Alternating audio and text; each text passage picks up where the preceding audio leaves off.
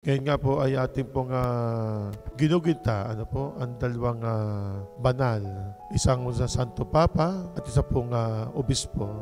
Si San Cornelio at saka po si San Cipriano. Si San Cornelio at San Cipriano, kapwa mga manggagawa ng simbahan, kapwa namamahala ng simbahan, tagapangasiwa ng simbahan. Ano man ang dumating sa kanilang unos, anumang mga pag-uusig ang dumating sa kanila, hindi po sila natinag. Bagkus na tilis lang nagmamahal. Minahal nila ang ating pananampalataya. Minahal nila ang ating Panginoong Diyos. Kaya nga po, buhay man ang kapalit, tagumpay naman po para po sa kanilang mga matatapang na mga mananampalataya. Dagdagan pa po natin ang ating mga pagdasal.